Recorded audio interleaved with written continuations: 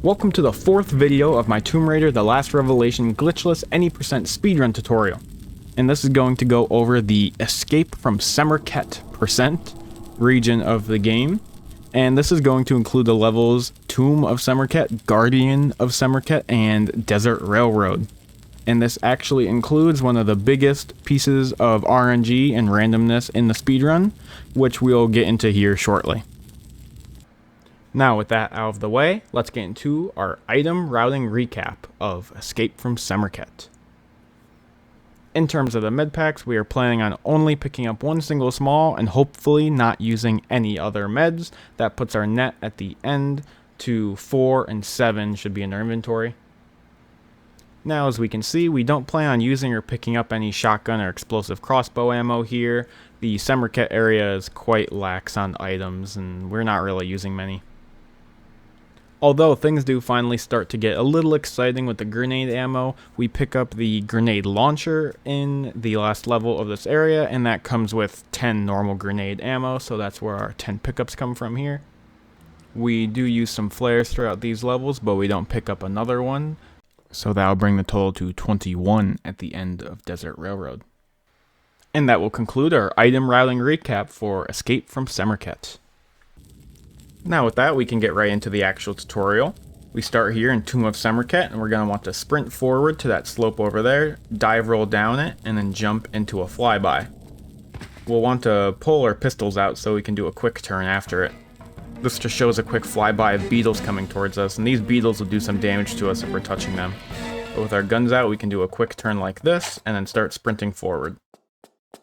Now time to point out an extra med. Right here at the start, if you want an extra med, you can break this vase, and there is a large right here that you can pick up. I will not be including that in this route. So again, run by the med if you don't want it, and dive roll and head down here with your guns drawn. So you'll want to run through the beetles. They'll do a little bit of damage, but nothing much. And then you want to jump up and grab the monkey bars in the ceiling, and you want to stop right about here.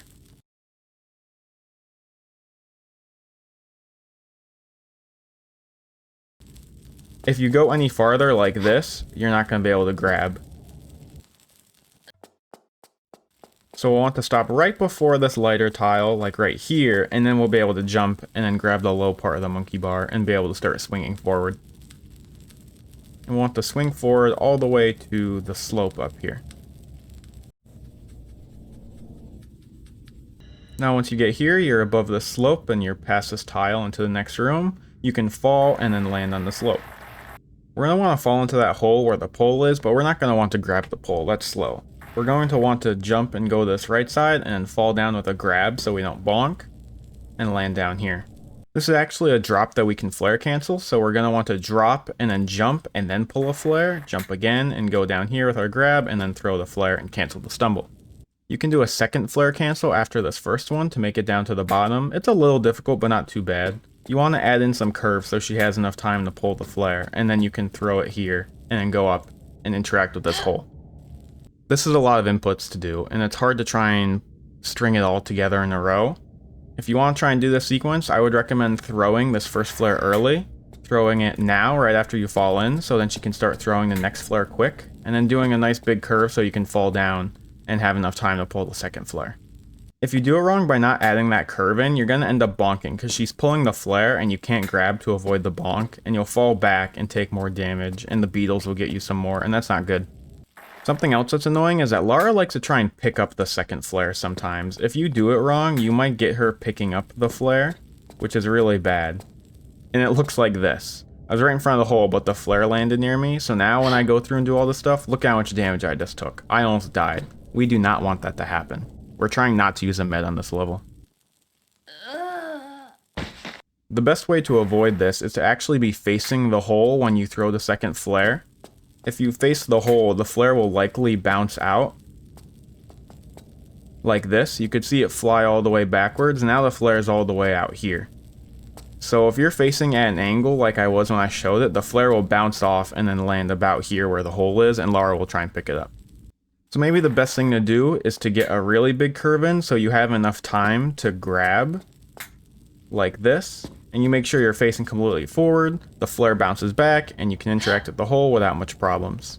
This is a really hard trick, so if you want to avoid it and do something a little easier, maybe save a flare, you can do something that looks like this, where you fall down the hole and roll, but then pull a flare, backflip twist and grab this, and then flare cancel the drop, and then go up here and interact with the hole. That's a lot easier, but loses about a second, but saves a flare, and you could use the flare somewhere else. After you use the hole, you want to backflip twist and run over to this one over here, and interact with this one.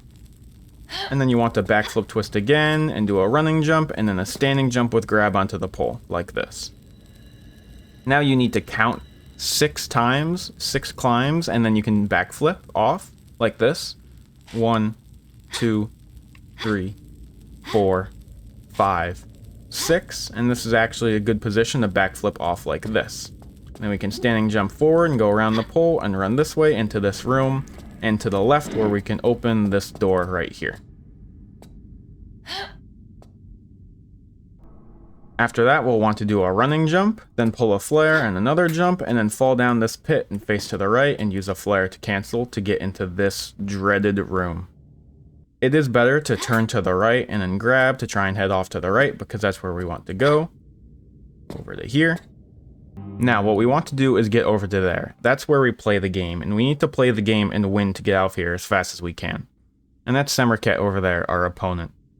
Normally, you have to go around and collect the rules of the game that eventually opens up that area to go into. But we can actually do a glitchless skip and jump directly over to there without doing all of that annoying stuff. It's a pretty big skip, and it's not the hardest one, but it is a difficult, annoying jump. We need to jump around this corner and get over to there. The fastest way to do it is to come up to the edge here, and then back hop, and then sidestep, so then you're far enough away from the corner that you can make a jump. And you need to aim Lara basically directly at the corner, maybe a little outside, but the problem is if you aim too far outside, you try and do a running jump forward, she'll fall off. Meanwhile, if you aim too close to the corner, she'll hit the corner and not jump around. So the angle to try and get a jump is extremely precise. Tap 1 too far to the right, you're falling, tap 1 too far to the left, and you're hitting this corner. You really gotta be perfect to get her to jump. This is why when I like to set it up, I like to come to the edge and back hop and then turn and sidestep, so I'm a little bit farther away than just what a back hop distance gives you, because that makes it a little easier to get a jump off. So when I'm setting this jump up, I like to run over this way and jump like this after the flare cancel and come up to the edge, back hop, turn, get a little bit more distance away, and then start trying to line it up. And so you can see Lara's middle of her head lines almost perfectly up with this corner here, but maybe a little to the right. It's gotta be the tiniest bit. As you can see, if I running jump now, she actually does do a jump. She doesn't bonk and she doesn't fall down.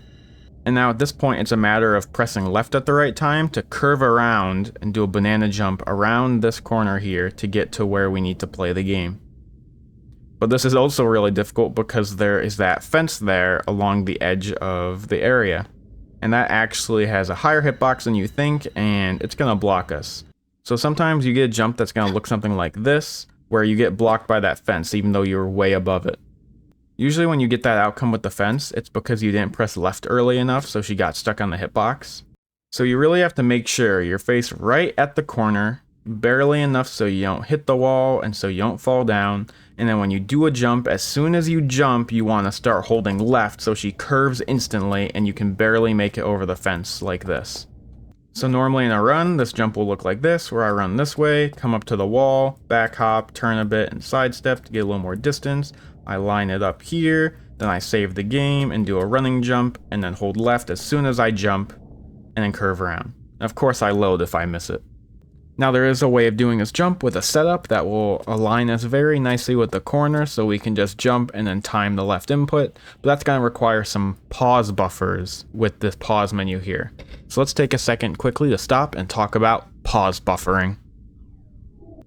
Buffering is used in every classic Tomb Raider game for speedruns, and it's a way of getting some very precise inputs that you wouldn't be able to do in real time.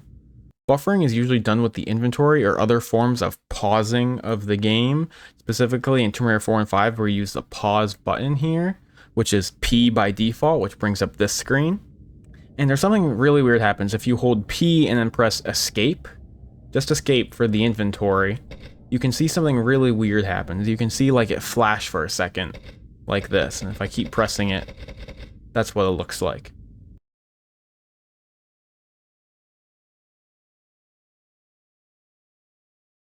What's actually happening here is the game's trying to exit out of the pause menu, but since you're holding P, it brings it back up immediately.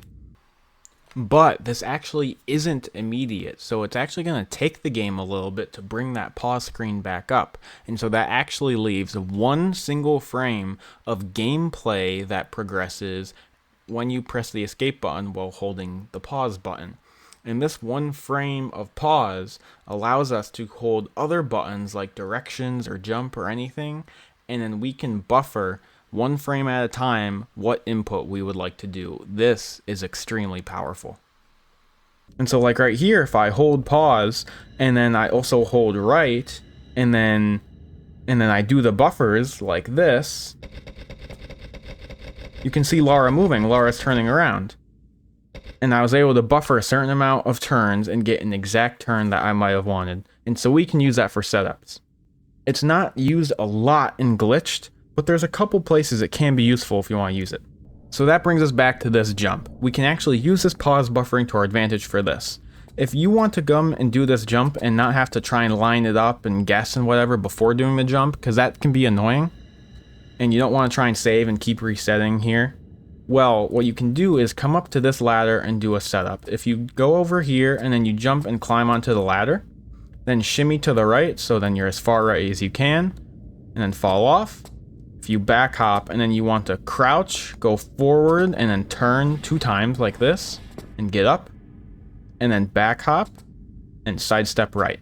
And now you're in a good position, and now we're going to do the buffering. So again, you're going to hold P, and we want to buffer right, and then we're going to count 6 times on the inventory. 1, 2, 3, 4, 5, 6. And then let go of right, escape out, and then now we're looking right about here. And so once you're here, all you have to do is jump, and as soon as she jumps, you want to hold left, nice and early. So go jump, and then left, right as she starts to jump, and you'll make the jump. So this setup can be a lot easier if you want to go for it, and you're not really interested in saving. Just like this, turn twice, back hop, sidestep, and then 1, 2, 3, 4, 5, 6, and then running jump and hold left. Just like that. And now when you get over to here, this is where you play, and that's how you control your pieces here.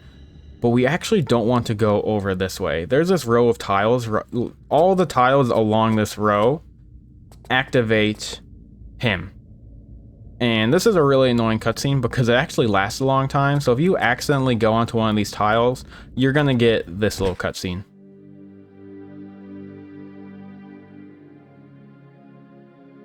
Yeah, and it keeps going, and it's longer than you think it's going to be, and it's really annoying, and I've accidentally triggered this in speedruns before. You don't want to do that if you're trying to go fast, because look, it takes forever. Yeah. So don't go onto these rows of tiles. When we're playing the game, we're going to want to stick to that one row of tile right here, the colors, and then where we roll the die, basically. So do not go on those tiles. It's just a waste of time. And with that jump complete, that brings us to one of the most dreaded parts for the speedrun, the game of Senet.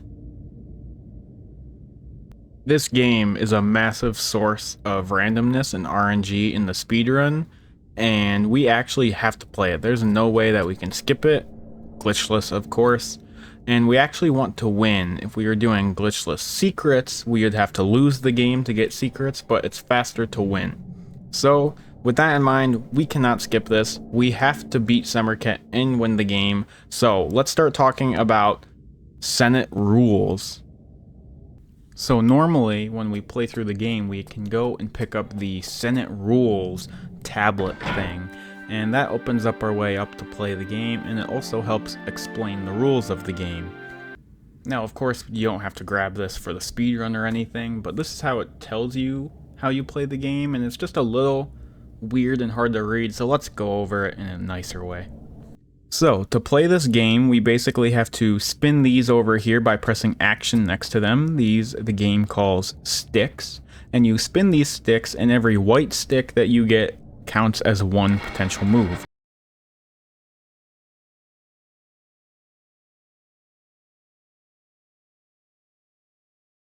So if I spin these and then look at what we get 2 white and 2 black. That means I can choose a piece to move 2 spaces because I got 2 whites. So how do we pick which one? We just step on the tile corresponding to the color of the one we want to move. So we can just step on the red right in front of us, and that'll move the red piece 2 forward. And then it'll be Semerkhet's turn, and he'll spin it just like we did. He gets 3 white, so his piece moves 3. And we can keep on doing this, rinse and repeat, and then keep on playing the game. That time I got 3 sticks, so again, let's say I want to move red, and red moves 3 spaces forward. Now, something special about this game is that there are these Ankh spaces that we can see on the board in front of us, where there's a little Ankh on one of the spaces. If we happen to land on one of those Ankhs, we get to go again. So there's my red piece, and you can see he's 1, 2, 3 away from an Ankh. And over here, I just happen to roll a 3. 3 whites on the sticks. And so the best plan for me to do would be to go red. So now if I step on red and move the red piece, it lands on the Ankh. And Semerkhet isn't spinning. That's because it's still my turn. I get to go again. So here, I get to spin it again. And then I can see what I get, and that'll be a 2. And then let's say maybe I want to move green instead of red. I can jump over to the green and move him. Of course, there's also a chance that when you spin these sticks here, all of them can land on black and none on white. Just like this right here. When you get this, this actually acts as a 6, where you can move a piece 6 forward. And on top of that, not only do you get to move 6, you get to go twice in a row. So right here we have our red piece, and we're going to use him. And as you can see, he skyrockets 6 places forward. Semerkhet's not going, and we get to go again. This is a very, very powerful thing to get in the game. It's very, very handy. So we get to go again after, and then I just got it again. And then we can pick what we want, and we can pick green, and green will go 6 forward, and then we'll get to go again. So now with these basic movement rules, the goal of the game is to get all your pieces to the end, to that last Ankh spot. And when they land there, they're going to explode and get out of the game. Once you get all 3 there, you win. But the thing to mention is that you have to get exactly on the end. So right now our red is 2 pieces away. So if we roll above a 2, we're actually not going to be able to move red because we overshot it. Just like here, we rolled a 3, we're standing on red, and it's not moving. We overshot, we need to get exactly 2 if we want to get red out right now. Another thing to mention here is that you can land on top of the enemy's piece, and that will actually destroy their piece and send them back to the start. But the same thing happens to you if one of his pieces lands on one of yours. That's a very major setback, and you don't want that to happen.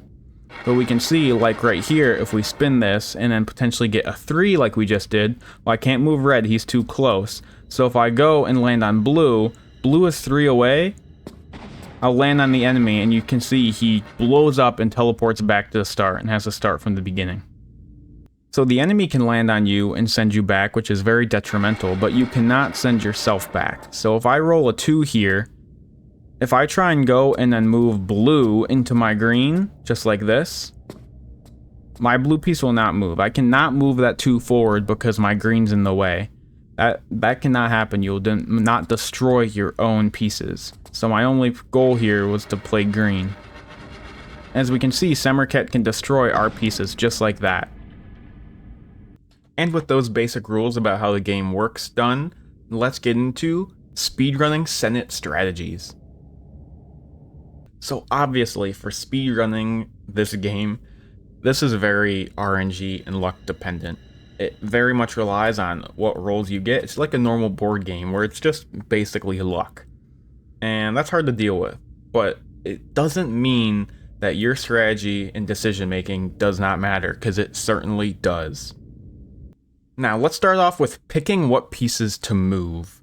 When you spin, you're going to have to pick what piece you want to move. And initially, at least for the first spin, you're always going to want to just do red no matter what. Red will be your go-to on the very first one.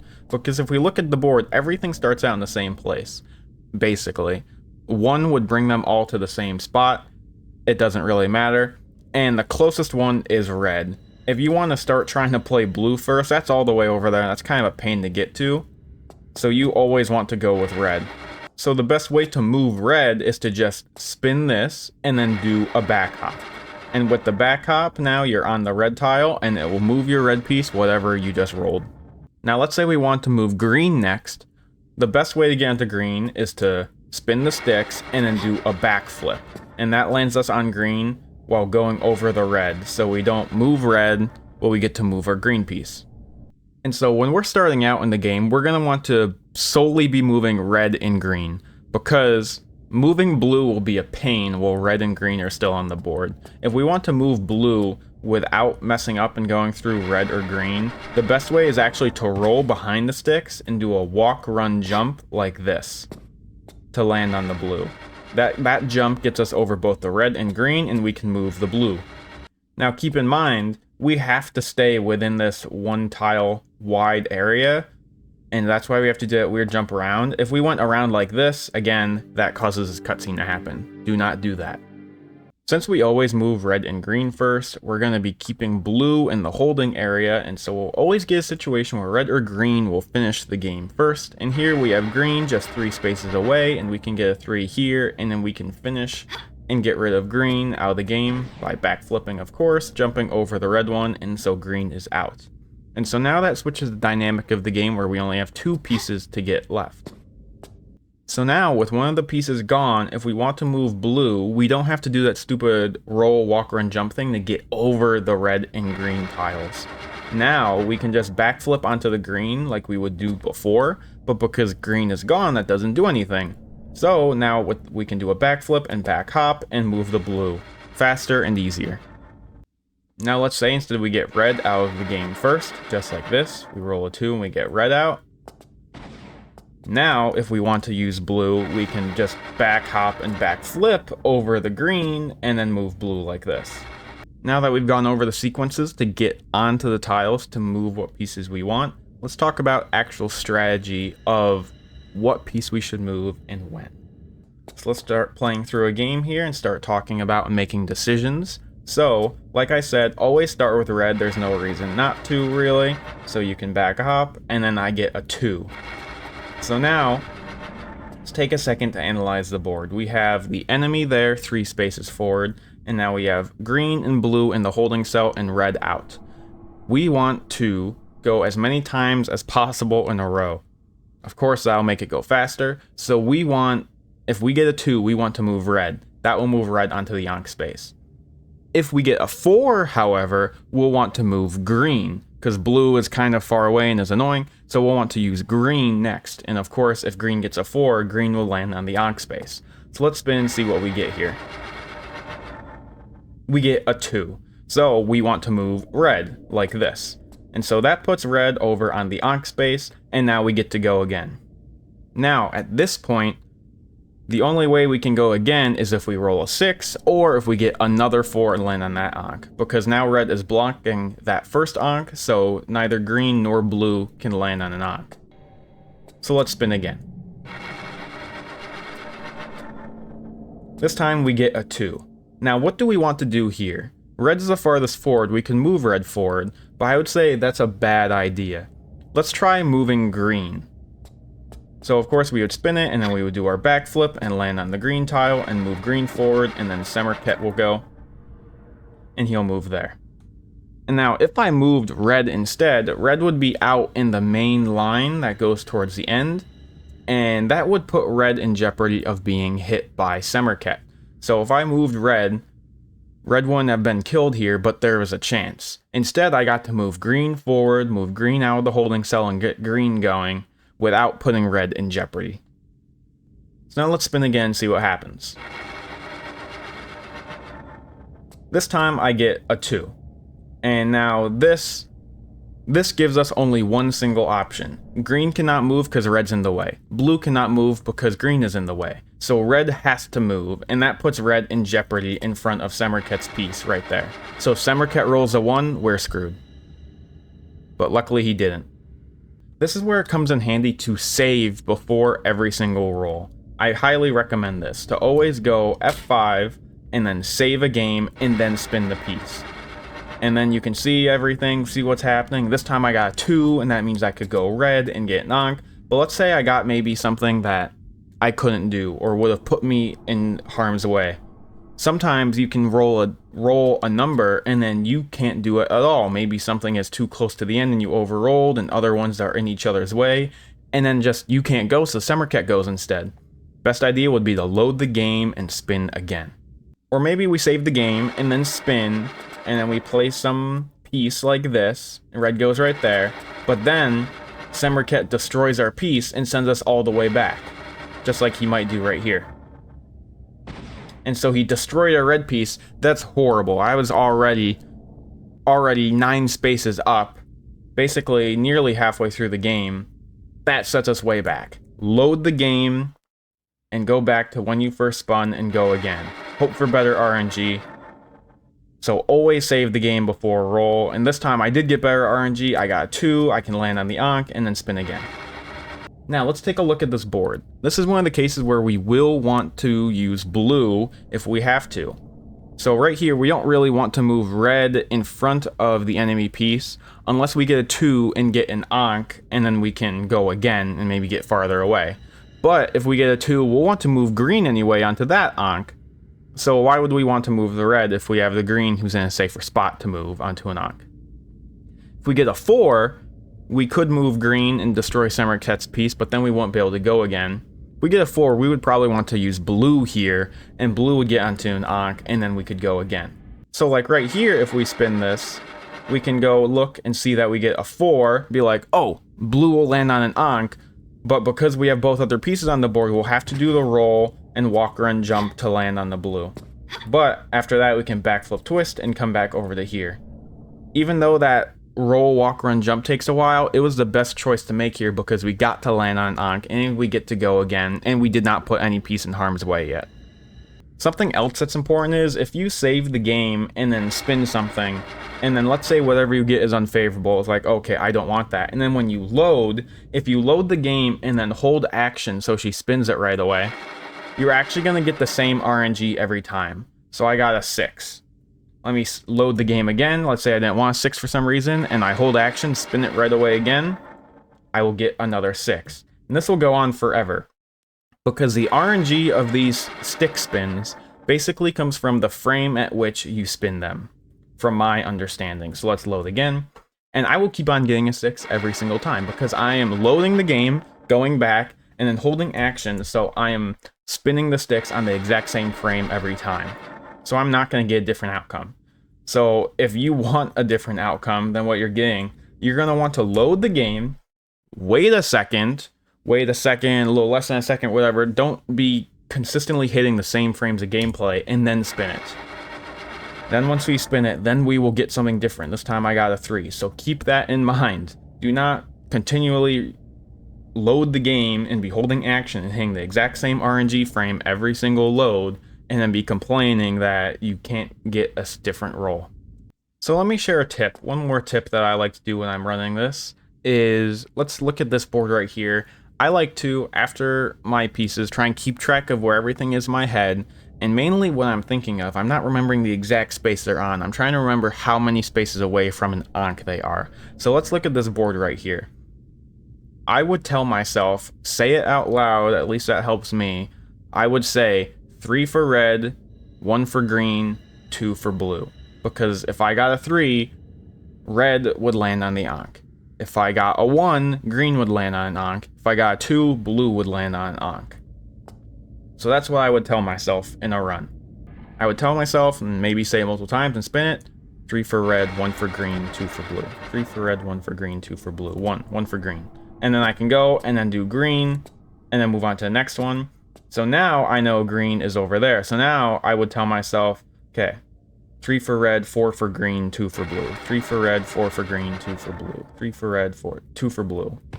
And then so that means I have to go and do this maneuver to get blue on the Ankh. And now blue is gone. So those are probably the best strategies for actually speedrunning the game that I know of. Just try to avoid putting your pieces in harm's way of Semerkhet when you can, and keep track of where things are in relation to Ankh spaces.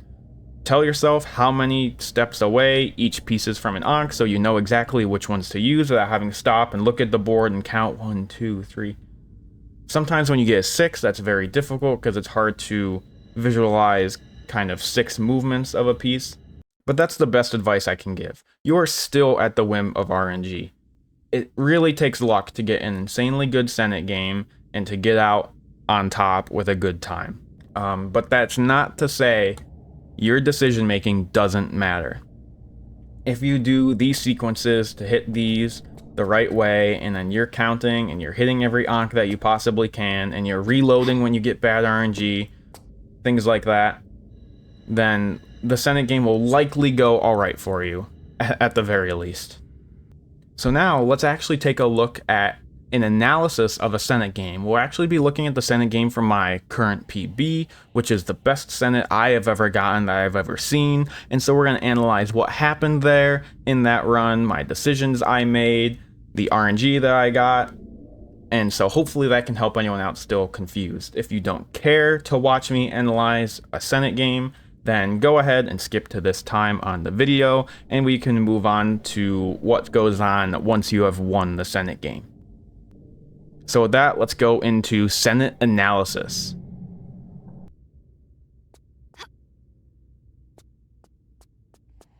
Okay, great start. Time to play board game. Okay. Note that the red piece is the one that I moved first, and now it's just 1 away from an Ankh. 1 for red, 4 for green.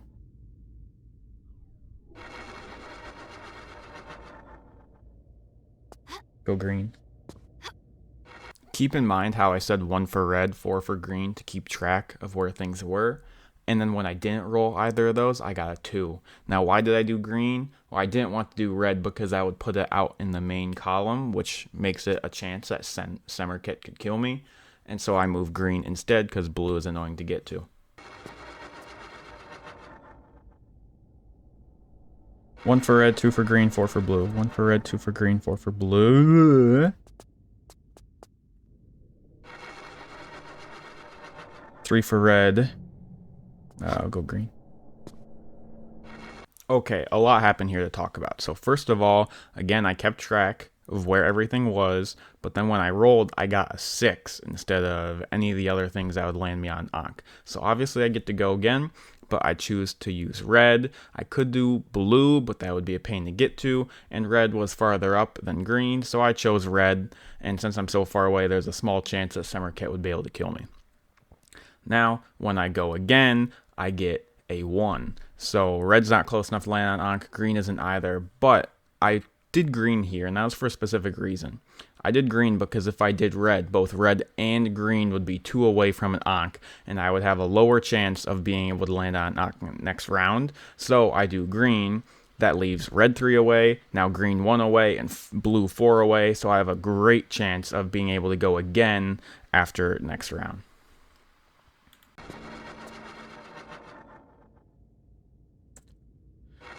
Three for red, 1 for green, 4 for blue. 2. I could have killed this guy, actually. Maybe that would have been a better idea. So this was actually quite interesting. The fact that this roll, I got a 2, and that was actually very unlucky. If I rolled any other number, I would have been able to get a piece onto an Ankh, or a 6 would have just given me another turn, and I would have been able to go again. 2 was the only number that made this not happen. So this was a little unlucky, and I ended up moving the red piece here. And you heard me question it after the fact. I think this was a mistake, although it didn't really hinder me bad. I should have moved green, and that would have destroyed Semerkhet's piece and sent him back to the start, and it would have made it a lot harder for Semerkhet to catch up to me and try and destroy my guys. But I continue to get lucky here, and that didn't end up being a problem, but that's not to say it wasn't a mistake. 2. 1 for red, and 1 for green. Yeah, that was a mistake. 1 for red. 4 for red, 1 for green. 1 for green.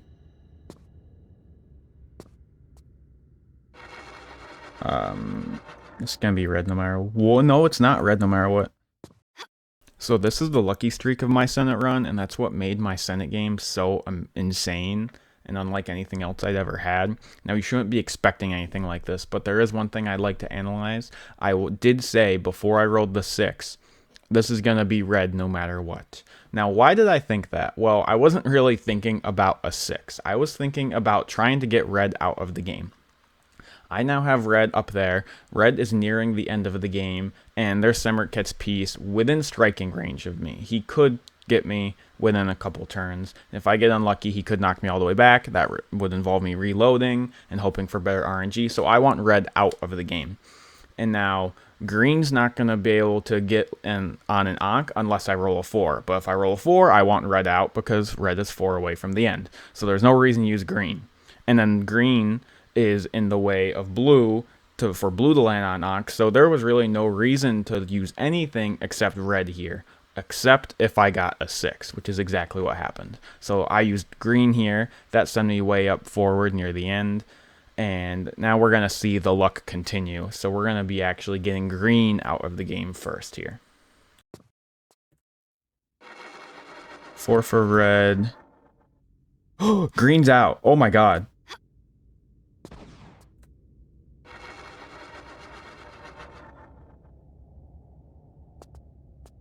So yeah, that ended the really lucky streak I had. I went 5 times in a row there. Again, this is extremely lucky, and you should not expect to get this kind of luck all the time.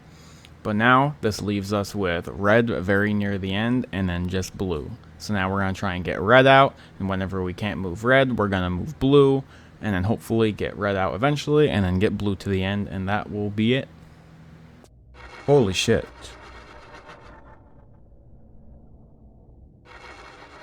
Okay, it's not 1, it's blue.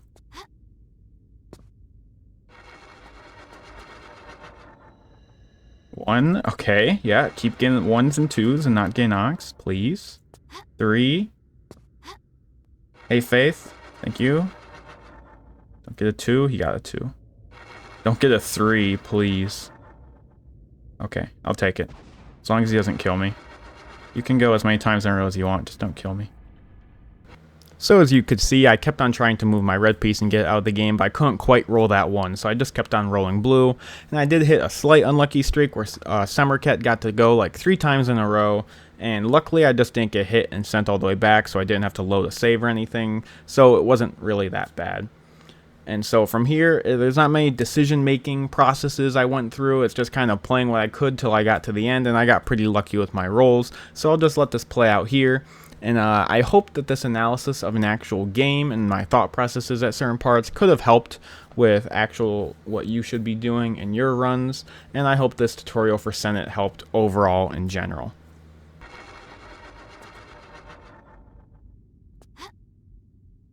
Damn. I thought blue might be to go again. Oh, I thought he killed me for a second. I was about to load. I had my numbers wrong. 4. That means he can't kill me unless he gets on the Ankh. Okay. 1. Down to blue. 3. 2 and we're out. Please. This is insane. This is absolutely insane. Okay, so now that analysis is done, and we're going to be moving on from Senet finally, but I really need to tell you about something important. I need to tell you about major Senet warning. This is a warning. Please pay attention to this. Do not, under any circumstances, do not start a speedrun and play through the game and get to the Senet game with saves in your game.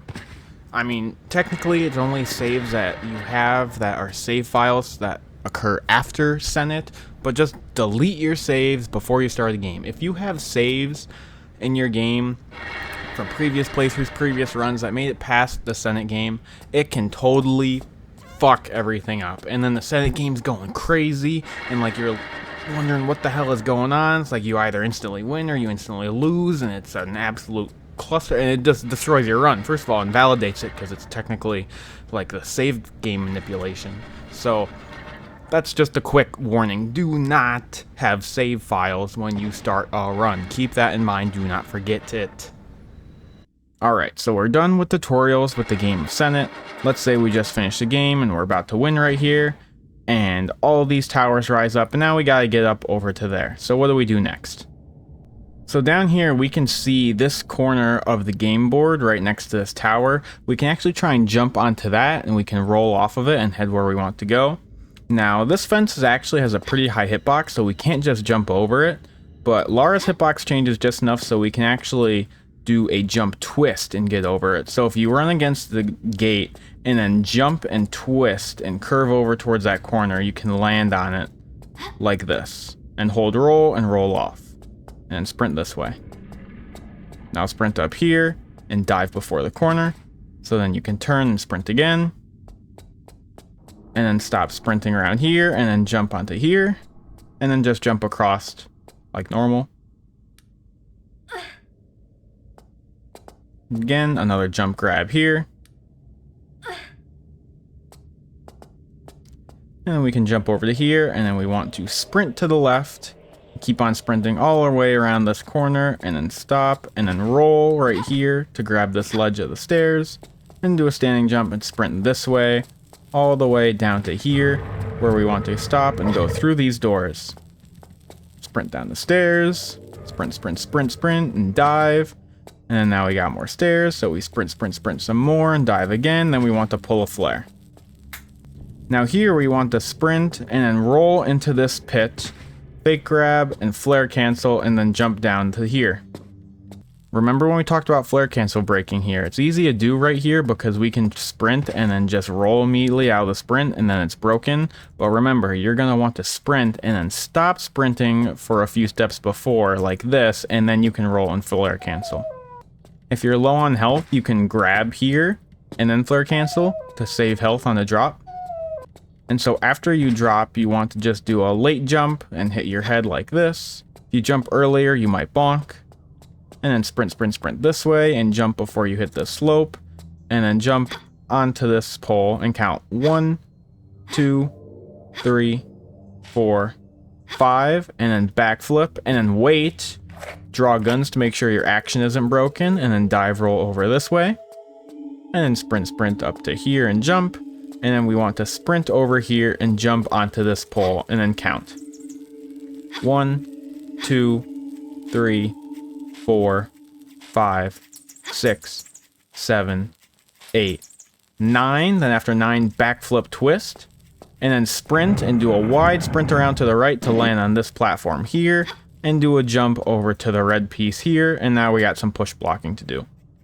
So once we get behind the red piece, we just want to push it straight forward all the way over to here onto this other red platform with the weird laser light going through it. And that's going to be just as easy as that. Then we want to press look to cancel this camera, and then turn left and go here to the blue piece, and then push it back into this main push way, whatever you want to call it. And then we're going to get around it this way, and then we're going to push it all the way to the end.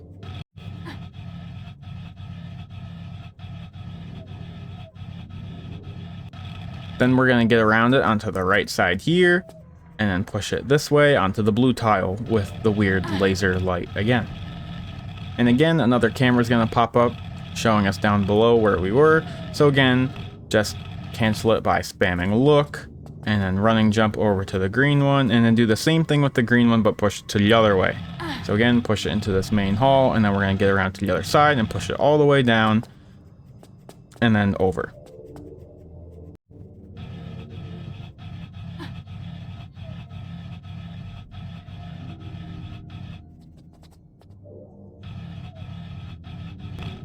So there's going to be a third camera that shows up, so once again, spam look here to cancel it, and then turn right, and then sprint this way, and then we want to jump onto this corner right here, so we can standing jump and grab this ledge.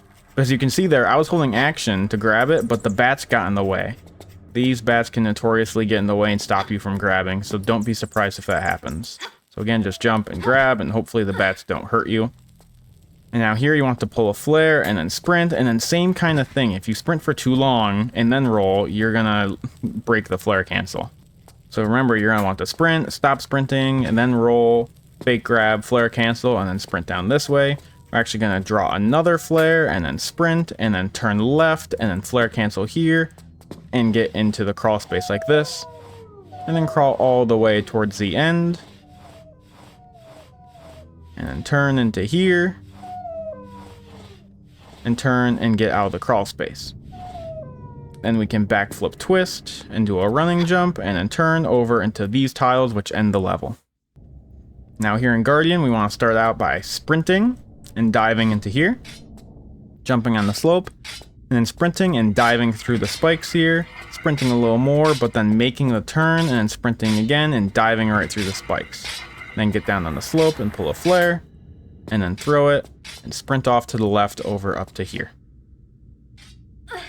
Now we want to go through this crawl space, go over here, and then crouch in, and then count 1, 2, 3, 4, 5, 6, 7, 8, 9, and get up on 9, and then come over here to this right here. Now the best way, which isn't that hard, I would say, is to actually pull this 4 times. So count 1, 2, 3, 4.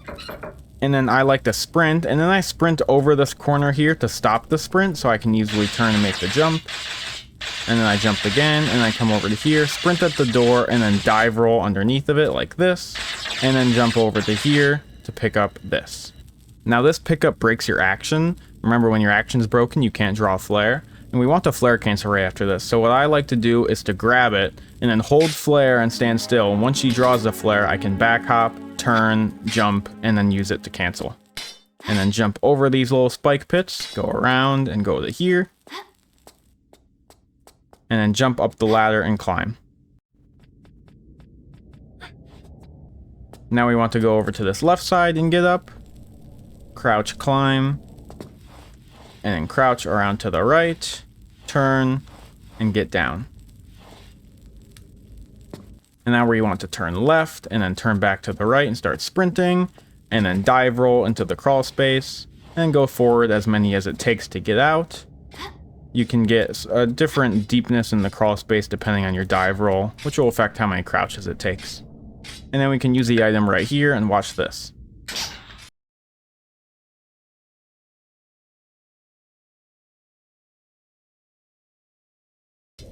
After this finishes, we're going to want to backflip twist and go pick up the key thing that the weird Egyptian laser opened up right here. And then we can sprint over and then put it into this here, the Guardian key. And then turn and back hop and grab this and standing jump and land on the slope. And then you can jump and hit your head to run this way. We want to sprint over this way and dive. Turn this corner and sprint over here. Now, there's this row of tiles that releases the Guardian from his gate, and it's these tiles here.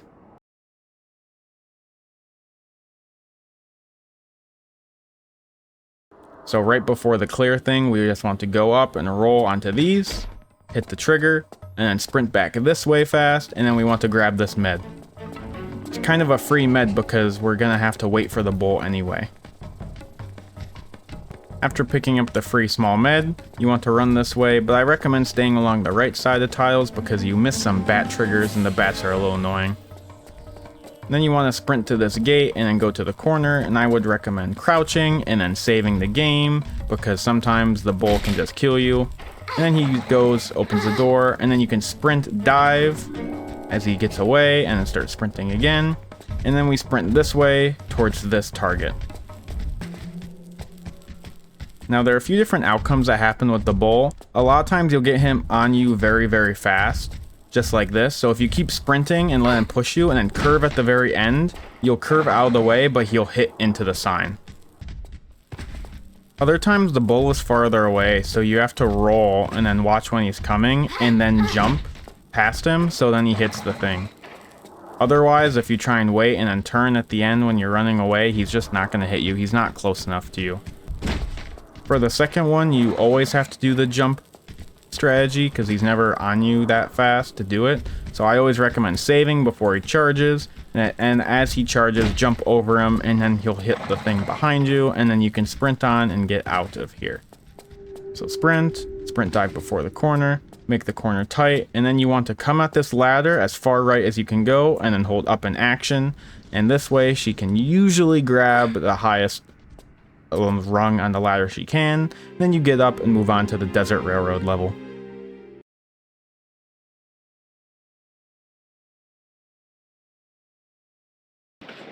At this level, you want to start by turning a little bit and doing a backflip, so you land right here by this lever, and then push it, and that opens this door up here. After that, it's good to do a standing jump to the left, and then curve back to the right, and jump up to here to this door, and hold action to open it, and then curve right around here. There's no way to cancel these awkward cameras, so you just kind of have to deal with them and get used to them. But then come to this door and open it.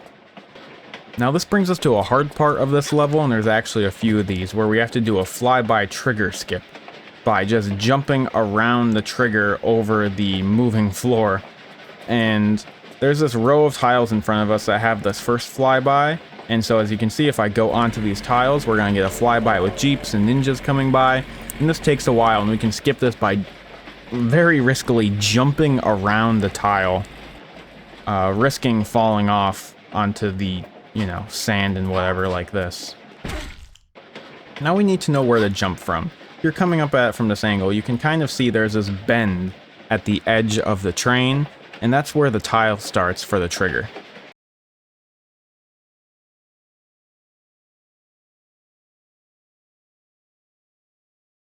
So if we jump to the right of that bend and then hold left and try and curve around and get back on before falling off, then we can skip the trigger like this.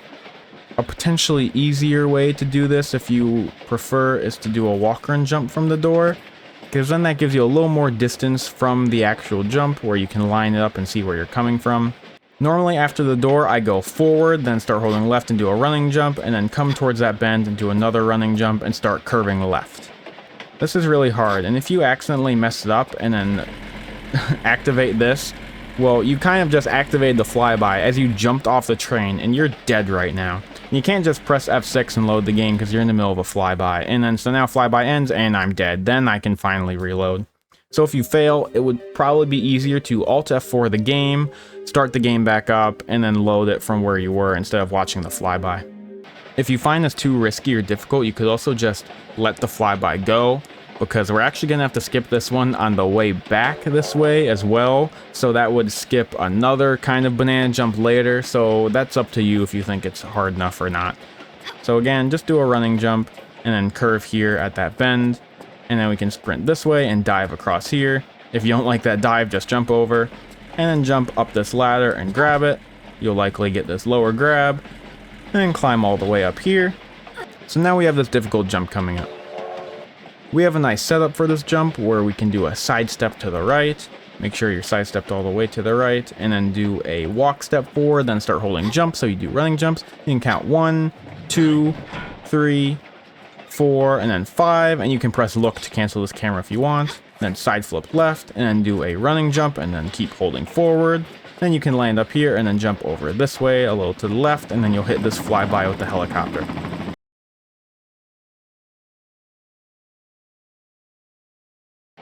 And now from here we want to jump and then grab that ladder on the train, and we want to kind of get on this little higher platform there because that lets us grab a little higher on the ladder if you can. And then we can do a running jump and land right here, and then turn, and then grab this ledge, let go, and grab the next one and come up. Now without those extra shotgun shells, we want to jump over to here and roll onto this crowbar and pick it up, and then sprint over to here and use the crowbar to open the door. Now this will break our action, so make sure to draw your guns, make sure action is not broken, then backflip twist and jump this way. Now from here, jump up to here, and then standing jump, and then pull a flare, and then jump and action, fake grab into here to fall in, and then go all the way to the back here to the secret. And we're going to grab the secret. So we can hold upright and guns to draw pistols and start shooting, and then break this box. And then pick up the grenade launcher, and then backflip and head this way. This is where we get our grenade launcher, which we'll use multiple times throughout the run, and it also comes with 10 grenade pickups. And so we'll keep going, sprint to low here, and then now we've got another flyby skip. So we'll want to sprint this way, draw a flare, and then jump as late as we can, and then curve like this and land here, past this flyby. So this set of tiles right here, activates another flyby like the one we skipped before, and this is another skip. This one is a little bit easier, I'd say. So the best advice I can give is just jump late and then start curving back to the left and grab so you get a little more distance, and then flare cancel and keep going. If you're scared, it's definitely better to err on the side of curving left faster. And if you hit the flyby, then as long as you're curving off to the left, you're probably going to land back on the train. So even when the flyby ends, you'll still be alive. It's not that big of a deal. It's not the longest one there is. And you're like, okay, I'm still alive. Let me keep going and keep heading this way. But try not to do that. So again, just jump, curve left and grab.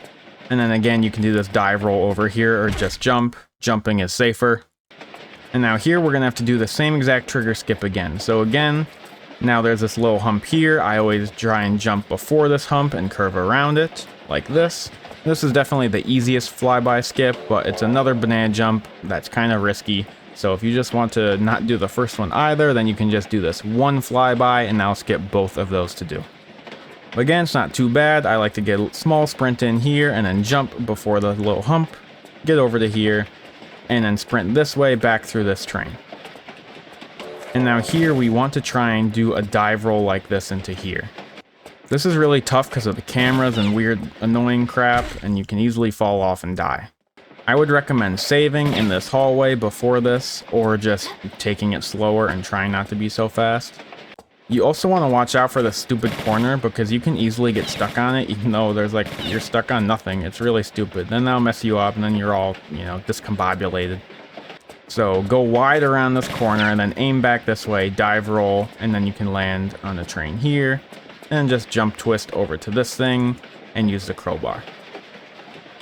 Now after you use the crowbar and get away, you can do a backflip twist and roll onto the end trigger, and that's the easiest and fastest way to end the level. But if you're willing to lose a couple frames of time, I think it's like 3 frames or 4, then you can just do 2 backflips, and then you get to have the entertainment of Lara getting crushed and dying at the end of the level. And that actually finishes up Escape from Semerkhet %. So thank you very much for watching. I put a lot of effort into this video, especially the Senet analysis, so I hope this helped people. And we'll be moving on to Alexandria, specifically entering Alexandria % as it's called, in the next video. So thank you very much for watching. See you then.